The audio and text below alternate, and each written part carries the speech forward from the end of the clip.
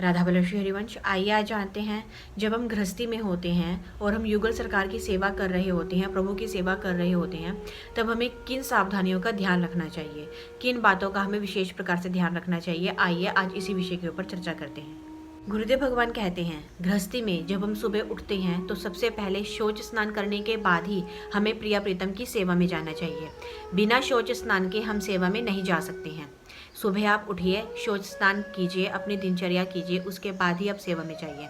शौच के समय हमें उतने ही वस्त्र पहनने चाहिए जिन वस्त्र को हम धो सकते हैं। शौच के बाद जब हम स्नान करते हैं उसके बाद हमें धोए हुए वस्त्र ही पहनने हैं।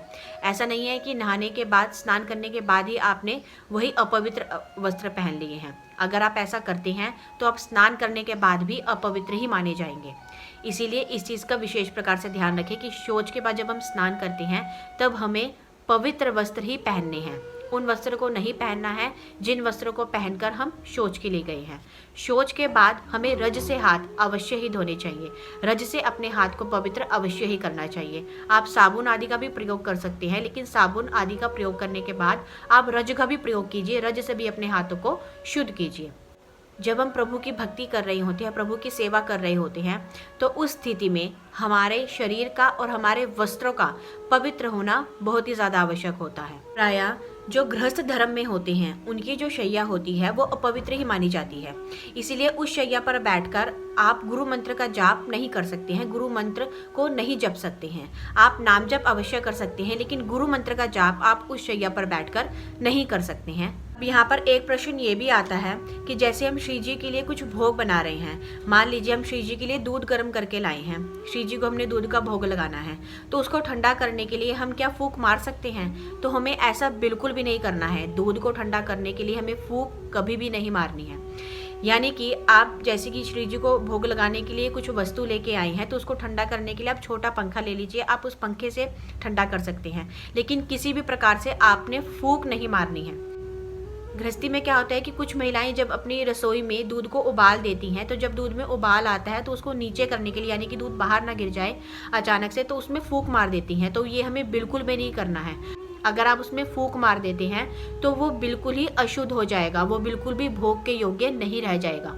इसीलिए आप इस चीज़ का विशेष प्रकार से ध्यान रखें कि आप किसी भी चीज़ को ठंडा करने के लिए फूंक का इस्तेमाल नहीं करें।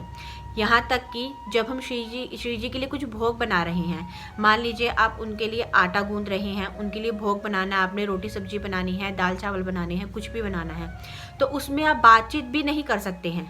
आप उनके लिए भोग बना रहे हैं तो शांत स्वभाव से आप भोग बनाइए, किसी प्रकार की कोई बातचीत मत कीजिए। अगर आपने बातचीत करनी है तो आप रसोई से बाहर आ जाइए या फिर थोड़ी दूर खड़े होकर आप बातचीत कीजिए, क्योंकि फूंक जब हम मारते हैं उसमें कहीं ना कहीं हमारे जो मुंह से जो थूक निकलता है वो उसमें आ जाते हैं, ऐसे कण उसमें आ जाते हैं। तो अगर आप ऐसा करते हैं और उसमें फूंक मार देते हैं या कोई बातचीत कर रहे हैं और आपका कोई भी मतलब थूक में से कोई भी कण उसमें गिर गया है, तो वो बिल्कुल भी भोग के योग्य नहीं रह गया है।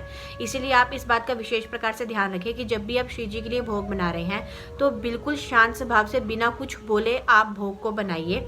अगर आपने बात करनी है तो आप थोड़ा दूर खड़े हो जाइए या फिर रसोई से बाहर आकर आप बात कीजिए। आप अंदर ही अंदर अपना नाम जप कर सकती हैं भोग बनाते हुए, लेकिन आपको किसी प्रकार की कोई बातचीत नहीं करनी है। श्री जी की कोई प्रसादी माला है, जैसे फूल की कोई प्रसादी माला हमें मिली है, जैसे राधा वल्लभ मंदिर से, बांके बिहारी मंदिर से कोई फूल की माला हमें मिली है जो प्रसादी माला होती है। उस प्रसादी माला को आपको बहुत ही संभाल कर रखना होता है। उस प्रसादी माला का अगर एक भी पुष्प, एक भी पंखुड़ी अगर नीचे गिर जाती है और वो हमारे पैरों में लग जाती है तो उससे हमारे सारे पुण्य नष्ट हो जाते हैं। तो इस बात का विशेष प्रकार से ध्यान रखें कि जब भी आपको कोई श्री जी की प्रसादी माला मिलती है तो उसको आप एकदम इकट्ठा करके, एकत्रित करके उसको पूरा संजो कर रखिए। आप कहीं कहते हैं कि क्या हम उसको गाय को खिला सकते हैं, तो आप गाय को खिला तो सकते हैं, लेकिन गाय ने अगर उसको खाया और उसमें से कुछ उसमें बचा दिया तो वो पैरों में लगेगा, तो वो बिल्कुल भी सही नहीं है, वो आपके लिए एक अपराध जैसा बन जाएगा। तो इसीलिए जो भी आपको प्रसादी माला दी जाती है या कोई भी प्रसादी माला आपको मिलती है श्री जी की, उसको बहुत ही अच्छे से उसको संजो कर रखिए। आप यमुना के किनारे जाकर एक मिट्टी का खड्डा थोड़ा सा खोदकर उसके अंदर उसको रख सकते हैं और ऊपर से उसको बंद कर दीजिए ताकि वो किसी के पैरों में ना लगे। आप मान लीजिए अब यमुना जी में प्रवाहित भी कर देते हैं तो वो कुछ समय बाद यमुना जी के जल के साथ बहते बहते वो किनारे पे लग जाएगा, तब भी वो किसी के पैरों में लग सकता है।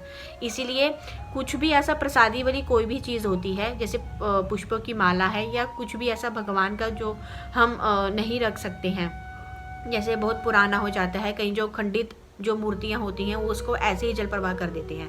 ऐसा बिल्कुल भी नहीं करना चाहिए। यमुना जी के किनारे थोड़ा सा गड्ढा खोदकर उसके अंदर हमें उसको स्थापित कर देना चाहिए और ऊपर से उसको बंद कर देना चाहिए मिट्टी से ही या रेत से ही, ताकि वो किसी के पैरों में ना लगे। जब वो किसी के पैरों में लगती है तो उसके पैरों में लगने से हमारे सारे पुण्य नष्ट हो जाते हैं, तो इस बात का विशेष प्रकार से ध्यान रखें। तो इसीलिए जब भी आप गृहस्थी में प्रिया प्रीतम की सेवा कर रहे हैं या प्रिया प्रीतम को भोग लगा रहे हैं तो इस बात का विशेष प्रकार से ध्यान रखें कि हमें पूरी पवित्रता का ध्यान रखना होता है उसके अंदर, चाहे हम श्री जी के लिए भोग बना रहे हैं या फिर हम उनकी सेवा कर रहे हैं। और जो भी प्रसादी वस्तु होती है उसको हमें यमुना के किनारे किसी गड्ढे में ही डालना चाहिए, किसी गड्ढे में दबा देना चाहिए ताकि वो किसी के पैरों में न लगे। राधा वल्लभ श्री हरिवंश।